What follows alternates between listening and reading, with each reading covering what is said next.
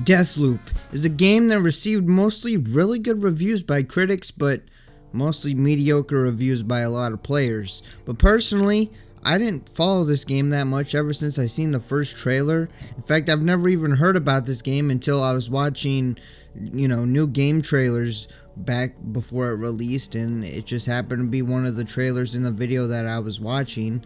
And from seeing that trailer, I was actually sort of confused with what the game was actually supposed to be about or supposed to be, so I never really watched anything about it ever again, and I really wasn't interested in the game, and I never planned on playing the game. But here we are. And the game it wasn't on Xbox, but it was on PC and PlayStation 4. That didn't really harm me just playing the game. I wasn't gonna play the game, so it didn't really matter. I could have got it on Steam if I really wanted to play it, but then the game released on Game Pass, and I just had to download it for some reason. I just couldn't stop myself. I couldn't pass up that opportunity, so I downloaded the game and I launched it with absolutely zero expectations.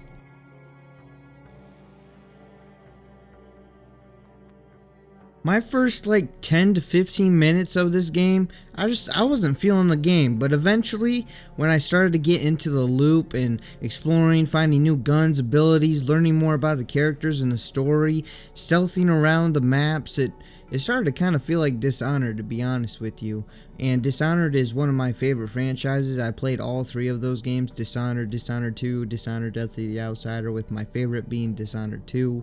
It has some of the coolest levels, has the best abilities, the most abilities, and it's just a really great and fun game, and I recommend that you go play Dishonored 2 if you haven't played that game already. And since this game started to feel so much like Dishonored to me, I couldn't stop playing it, and the gameplay of it just is super fun. I just find it super fun and really good, and it was probably the best part of the game for me, and it was the biggest highlight in this game because I think the maps are well designed and fun to explore. I know some people have said some bad things about the maps, but I like them. I like the design, I like the look of the maps, and I just really like everything about the maps. The only thing I wish was different about the maps is that they were a little bit bigger and I had more areas to explore, because I want to explore this world so much, because it's just I don't know, it's just something so fun about it, and you find hidden secrets around the maps too, and it's just fun to have the movement that's in the game along with the stealth gameplay, going around, taking down some enemies, using some abilities, using the guns. It's just a ton of fun. Also, the little, I don't really know what it's called, but you got this thing and it can hack things. I call it the hacky thingy, but I think it's called something like that. I'm not really sure. I can't really remember, but it's one of my favorite things in this game. And I mean, there could have been some more to it, because it's kind of basic compared to some other games, hacking mechanics and stuff, but I just like these kind of mechanics in games. I just find it so much fun, and I just find myself needing to play the games that have mechanics like this. And some other games that have the same kind of mechanic, Cyberpunk 2077, Watch Dogs, I found those games also fun just on the hacking mechanics. Just being able to hack things and watching, when you hack something, watching it do something and affect the world around it. And it's just, especially more with Cyberpunk and Watch Dogs, those games do it better than this game. But man, it is, I wish there were more games and that expanded upon that, because I just find it really fun. And on top of that, the abilities are also great. I mean, they are just abilities that are in their previous games, the Dishonored games, but it's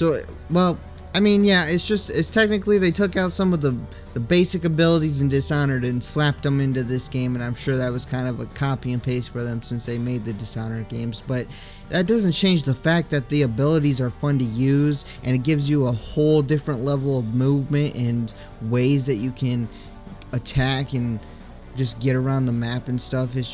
It's another one of my favorite things about games, just having abilities and powers like superpowers and stuff, and abilities like that. It's just so much fun, and I just find it so entertaining and awesome. And also, as I already said, the style of the game is unique, and I just like the look of everything. I don't think there's one thing I can say looks bad in this game. I just really like the style of it. And overall, I just think the style of the game and the gameplay itself, for the most part, are great and where this game shines.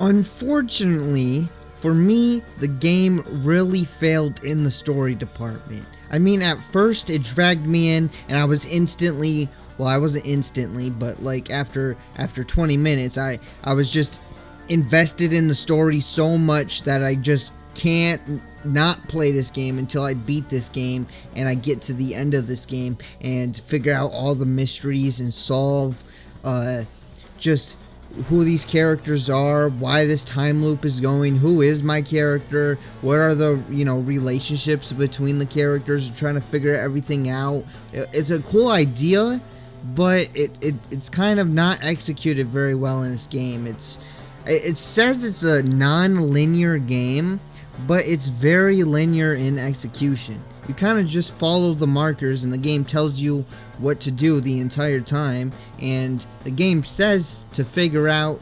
it's got you leading to like these branching things, these branching paths, and to figure out the story and everything. And technically there are different, there's like each characters kind of have their own story that you go through, and it's like different steps of the story. But the thing is, I guess it's kind of non-linear, that you can do you can figure out any one of the characters at any time. You don't have to do this one over the next one, but it all leads to the same conclusion, really.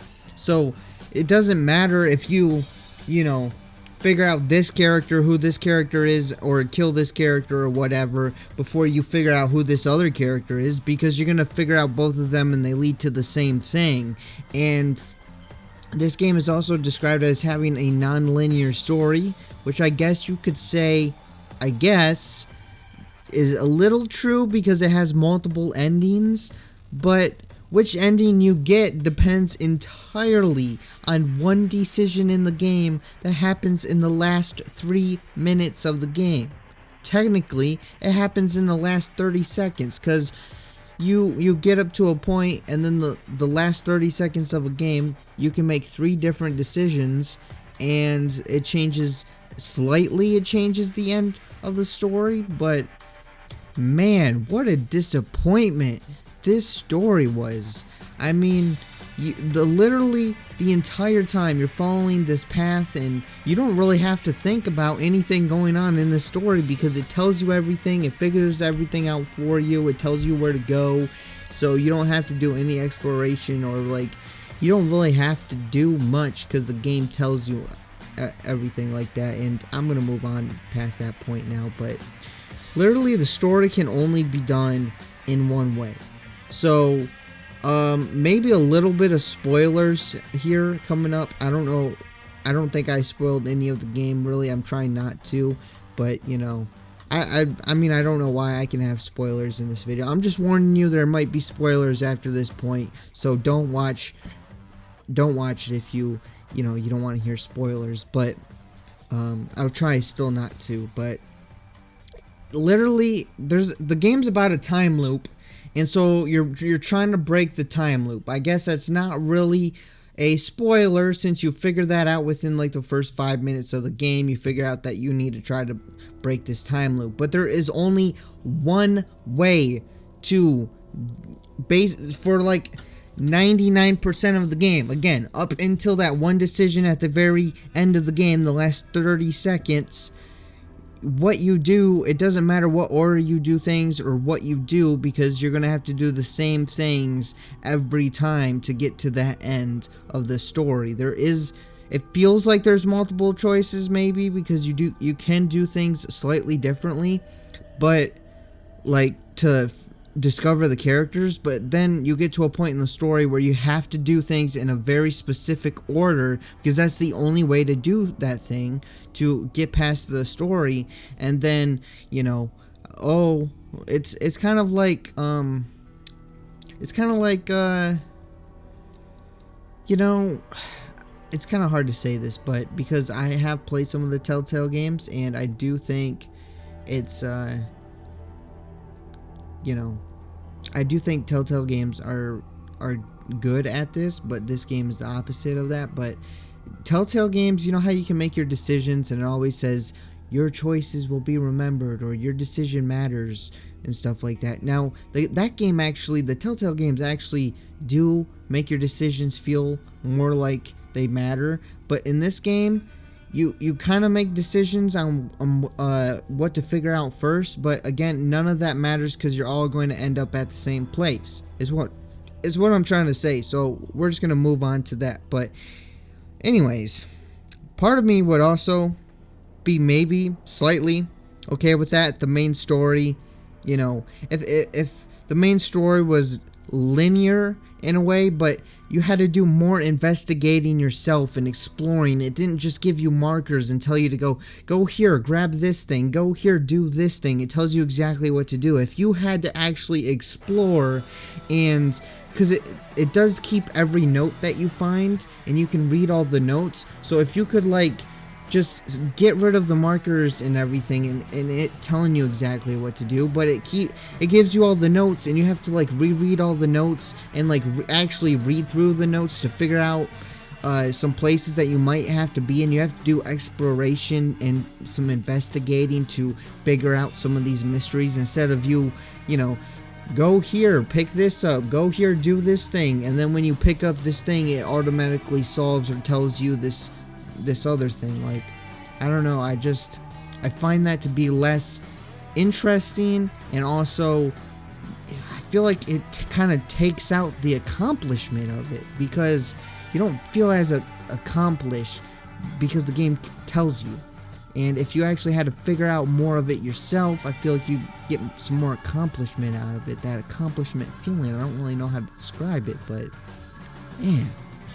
And I just feel like the game gives you too much and takes away the accomplishment from solving the biggest mysteries. Like, for an example that I can give you is, there was this safe in the game.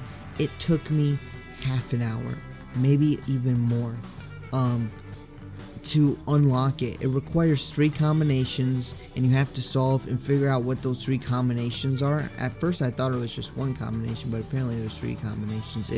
But I don't want to, well, I guess there is going to be a little bit of spoilers to this puzzle, but I'm not going to, the combination is completely randomized, but you have to actually look.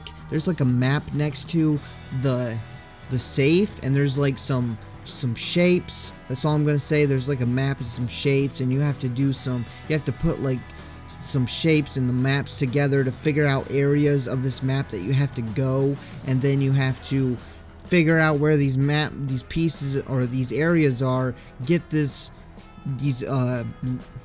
you know, parts of the code that you need in these different pieces of the map, and then you have to figure out which area is, you know, you have to figure it out basically, and put you get a bunch of, you know, numbers and letters and stuff, and you have to put it together in codes, and then figure out which is the first combination, second combination, third combination. And it just gives you that like rush of dopamine that makes you feel accomplished. It makes you feel good, and it was fun. And after solving the puzzle, you know, it was just, you get this rush of, you just feel this accomplishment, is what I'm trying to say.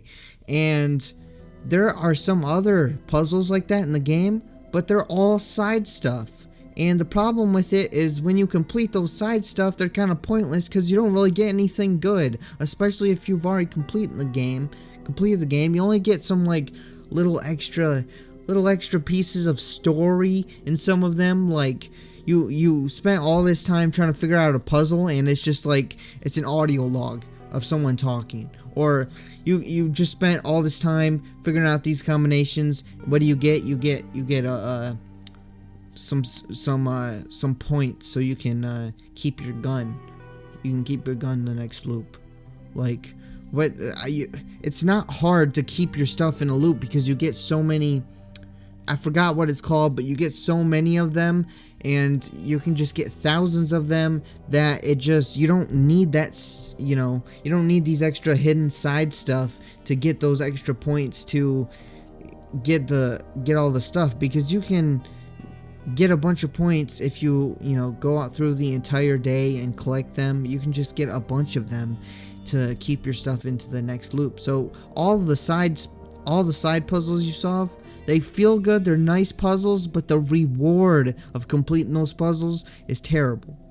That's what I want to say. And the main story doesn't really have any of those cool puzzles to solve or anything, because again, everything really kind of just solves itself. And another thing that bothered me about this game is the AI. Sometimes it seemed like really smart, and the enemy, it's not like those dumb enemies, or at least when I was playing, it's not like the dumb enemies where they can't see, or at least sometimes they can't. You know how you get those enemies in the game and it's like, oh, you're 15 feet in front of them, they can't see that far, they can't see you, you're just too far out of their vision. No, if they turn your head, they can see you a pretty good chunk away, or at least when I was playing, they seemed to do it. But then on top of that, for some reason, it was like the complete opposite sometimes. Sometimes they would see me from a huge distance. I was like, wow, I gotta be more stealthy with this AI. And then other times I walked right in front of an AI and the AI was like, I don't see nothing. I don't see nothing at all. I can't see. Did you know that I don't have eyes?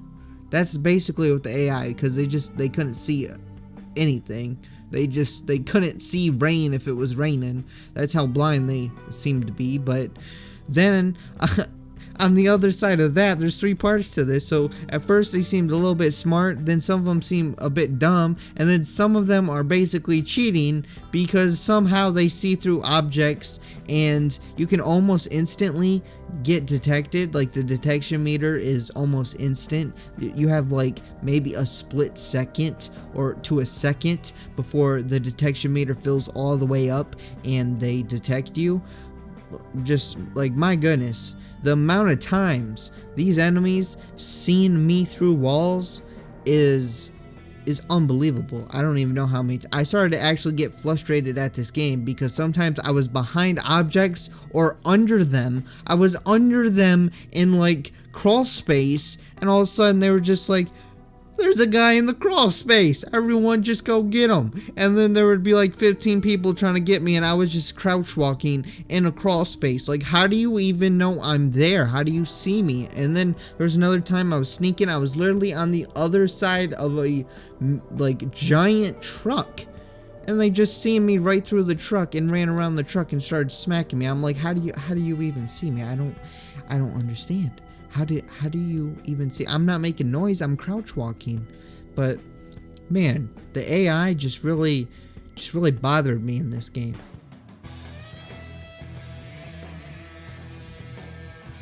This game isn't really bad, but it is disappointing. I mean, games have done this before where the expectations of the game exceed what the game actually is, and I feel like the same thing kind of happened to Cyberpunk. The expectations were set to where the game would never reach, even though I didn't have many expectations when I started this game, because I really, to be honest, didn't know much about it, but I still felt a little disappointed when I finished the game.